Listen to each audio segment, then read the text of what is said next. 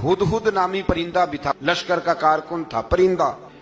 हुदहुद गायब था तो हजरत सुलेमान कहने लगे किधर गया वो हुदहुद, नजर ना आ जाया सख्त सजा दूंगा, यहां तो कोई अच्छी खबर लाएगा।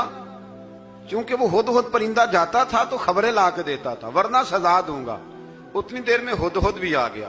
तो ये परिंदे जो कारकुन होते हैं बड़े सियाने होते हैं, कभी बंदा नाराज हो तो सही खबरें ले आते हैं। तो सही खबर लेके आ गया, आते ही आके बैठा तो उसने हजरत सुलेमान अलैहिस्सलाम ने कहा कहाँ थे? अर्ज करने लगा हुजूर मैं मुल्क के सबा गया था, वहां एक औरत हुक्मरानी करती है, उसका नाम बिल्कीस है, बहुत बड़े तख्त पे बैठती है, 80 गज उसका तख्त लंबा है, 40 गज चौड़ा है और शायद 80 मान के 80 टन उसका वजन है।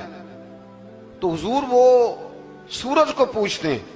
तो हजरत सुलेमान ने फौरन खत लिखा, फरमाया जाकर उसे मेरा खत दे दो कि यहां तो कलमा पढ़ के हमारी फर्मा बरदार बन जाए, वरना तैयार हो जाए, जो अल्लाह के गैर को पूछते हैं हम उनके खिलाफ जंग करेंगे।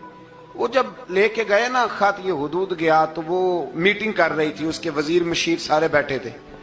इसने जाके खत फेंक दिया मलका बिल्कीस की झोली में। उसने खत पढ़ा तो डर गई, वजीरों को बुलाया। हजरत सुलेमान, कुरान कहता है हजरत सुलेमान ने कहा था खत फेंक के ना तो साइड पे होके सुनना वो क्या कहता। बंदों के लिए मना है, परिंदों के लिए जायज है। बंदों के लिए मना है साइड पे होके सुनना।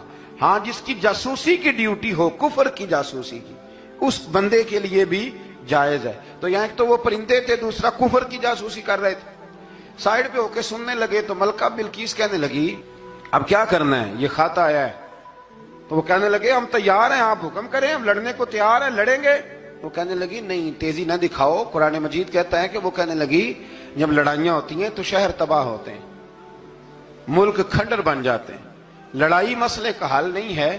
उन्होंने कहा कि मैं नबी हूं, तो एक दफा आजमा लेते हैं कि नबी हैं कि नहीं, माज़अल्लाह आजमा लेते हैं। कहा कैसे? कहने लगी तोहफे तो आए भेजते हैं, अगर माल पर दिल ललचा गया तो फिर नबी नहीं बादशाह है, और अगर माल पर दिल ललचाया ना तो फिर अल्लाह के कामिल बंदे। ये फर्क उसने उस वक्त बयान किया।